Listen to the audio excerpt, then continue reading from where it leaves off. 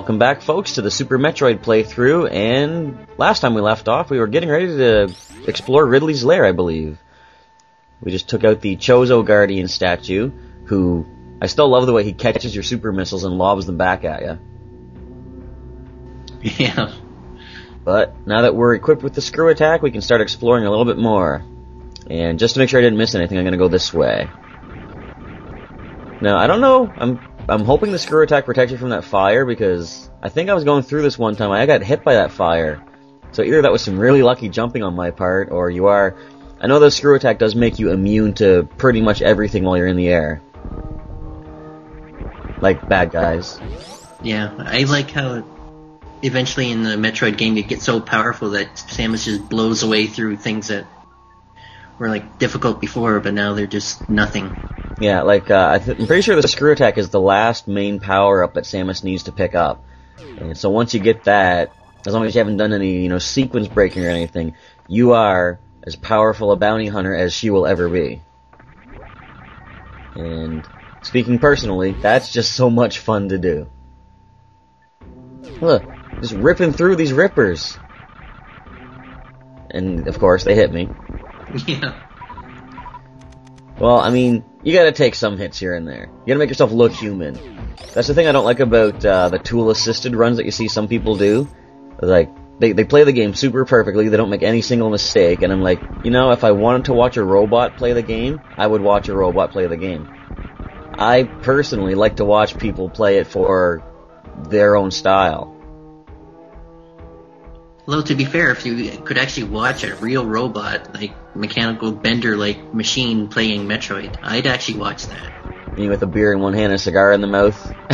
Yeah, that would be awesome. Now, if I could actually watch the robot and not the gameplay, that's what I'm talking about. I'm there with you. And if you can't tell, folks, there's going to be a lot of backtracking and stuff going on, so we don't have a lot of gameplay to talk about here. But, as with any section we've gone through, like, I have my X-ray visor, so I could scan everything to see what's a breakaway section. But, truth be told, I actually had to... Okay, I kind of messed something up here. I came this way because there's a missile hidden in one of the walls here, and I can't get to it. So I gotta go all the way back around, so... Yes, be prepared for us to ramble a little bit to fill up time. But, with the X-ray visor, I can scan to see what's breakaway and stuff, but... Seeing as this is my second run through Ridley's lair in this playthrough, I know where everything's at. Sadly, I did die the first time I fought Ridley. And I'll tell you why. I've mentioned in a few playthroughs that the TV that I play the games on kind of has a little problem at the top of the screen where it blocks the view. I couldn't see how many energy tanks I had filled up. I originally went into the Ridley fight way underpowered with my energy tanks, so yeah, he kicked my butt. So that's why you see I'm not doing a lot of X-ray scanning right now. Now, you say you've never fought actually Ridley himself in this other than like the intro thing, right? That is correct. Have you fought Ridley in like Zero Mission or anything like that? Oh yeah, I beat Zero Mission. Yeah, he's a lot tougher here than he was in Zero Mission. I can imagine. He's also a lot tougher here than he was in the original Metroid, because I remember playing that. No, now here's what I meant to do. Look at this. There we go. So you're gonna say something? I was, but I forgot. I just noticing the shape of this room. It's like a heart. Aww, how with cute. demons in it. And it's Ridley's lair too. What better place to have a heart-shaped room than... I don't know. But Those things are fast as heck. And they're scary ghost faces too. What's going on here? They almost look like the Zelda things that hit you and don't let you use your sword for a little bit. The bubbles! Yeah, that's it. And they're shaped like a bubble. Oh, I think maybe this could be another reference to another game series. Possibly. These guys are annoying. I think you can only kill them with screw attacks. The power bomb hurts them, but obviously it takes more than one. But either way. But I was saying the original Metroid, Ridley was like a piece of cake there. Yeah, he's not much. As long as you have enough missiles, you can just wail on him. The best thing is, he shoots out a wave of fireballs in that, and I hope we're not spoiling it for anybody, because maybe we'll someday do a Metroid playthrough. Don't hold your breath, though, but he shoots out like fireballs in a wave, but you can freeze each one. And like, let's say you freeze fireball number 1. The next wave he shoots out, he won't shoot that first fireball because it's already out there. So if you can freeze them all away from the battle, he can't even breathe fireballs at you. You just stand there and missile his face in. Always fun. I love how limited some of the old NES games were, because you could just really cheap the game out a lot. Yeah. Of course, some of the games cheap you out a lot. Yeah, Turtles was fun. Indeed. But, yeah, I mean, the original Metroid had quite a fair bit of... Oh, this is one of my favorite rooms in the entire game. I'll explain why later, folks, but, you'll see I'm just going through it like a regular room, because there's nothing in here to pick up at all. But regardless, the original Metroid, it could cheap you out pretty good too, because quite a few of the secret walls you had to shoot your way through, there's no clear indication that you can do that. I mean, to this day, I don't know if I would ever be able to pull off a 100% run on that one, even if I looked at every single guide there is, because I would lose track of where I'm at, first of all. Yeah. And also there's a bunch of rooms that you can get into that basically trap you, unless you're like really good. You know that thing with the destructible blocks on the side that you have to climb up using that way? And they regenerate. Yeah. Yeah. So it allows you to get into there way too easily. Mm-hmm. And getting out, of course, is the problem. Yeah. And there weren't there weren't any wall jumps back in that game either, so that just adds more to the fun. Yeah. Wall jumping in Metroid has gotten a lot easier. This one, it's available, but it's kind of hard. Yeah. Mostly because they want to keep it a secret until you see the ostrich or whatever it is. No, the ostrich teaches you speed boost. We will see the characters that teach us the wall jump later on in part 15, I think it is. It's supposed to be a secret technique or something.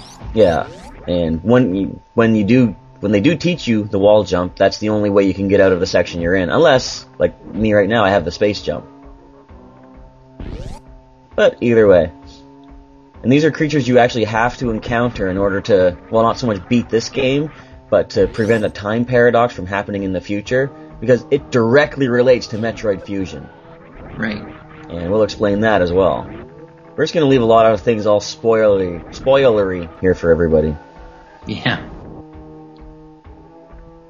So continuing my exploration to find some secret item expansions here. A lot of missiles down here. This looks like those, what is it, Space Invaders buildings? Yes, drop down, increase speed, and reverse direction. Yes. Best episode of Futurama ever. This is the second Futurama reference in this video here. Is it? I lost track already. Oh, Bender. I thought about Bender playing Super Metroid. I'd like to see that. Now here, folks, this floor here is a drop-down floor, but it will grow back as soon as you go through, so it's a one-way trip. It takes you back to Norfair directly. So we don't want to go that way just yet. I thought you were talking about, we had mentioned, I know another playthrough we were doing mentioned the Space Invaders episode. I thought you were saying that's like the second time we referenced it. I mean, it's a good reference to make. Yeah. I'm sure it won't be the last time. Probably not. We should do a commentary just on that episode. Yeah. I love the space jump for you from the acid. I don't know how I walked through that wall. Yeah, okay, that's what I thought you did. You know, I should have reviewed this closer because I didn't even realize that happened until just now. I'm like, what the heck was that? Yeah, mutant dragon fish or whatever, seahorses. Seahorse, dragon things. And again, back to my favorite room there. See, I'm a little bit lost. I'm trying to figure out where to go. Now, as we're going through this room, you'll notice like the lighting kind of pulsates, you know, on and off. There's no clear indication why that is. Like, that only usually happens when there's those little firefly creatures around, right? Yeah. But I don't see any. Do you? Alright, take him out. See you later, punk. So what we gotta do, the floor is shootable here. Shootable? Yeah. Destructible. You can always Well, shoot the floor. If you want to get all technical. I suppose everything's shootable in this game. Yeah. Samus's place is shootable, but you can't do anything to it. I like that in Metroid Prime 2 Echoes, how throughout the game, as you get power-ups and things, the ship tells you how much it's repaired itself. Yeah, and she's... Here. Yeah, it's just crazy. It makes you feel like, you know, I'm this close to beating the game, but if I wait long enough, maybe my ship will repair itself, I can just go home. Yeah. It's just a coincidence that it's only fully repaired after you beat the final boss. Then she just walks away with a simple little wave to the Luminoth. Samus is so casual. Well, she did complete her mission like within the first 10 minutes of the game, which is yeah. Yeah, locate the Galactic Federation troops. Was it Team Bravo or something like that? Something like that. Yeah, she finds them. Then it's like, you know what? I'm still waiting for my ship to repair. Let's just save this planet while I'm here. Yeah. Just another Tuesday afternoon for Samus. One of them calls her the Easter Bunny. Yes. I think I mentioned that before, though. Does that also reference Santa Claus? I can't remember. Santa Claus and Easter Bunny, I believe. Okay. It's been a while, but it was in that ship. Yeah, I forget what it's called. Scan the logs. Yeah.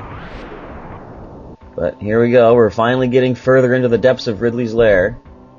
Those are crazy elevators. I don't think there's so much elevators as... Well, yeah. They do go up and down, so... Okay, these guys are a little annoying. They seem to be basic space pirates throwing their limbs at you somehow. Yeah.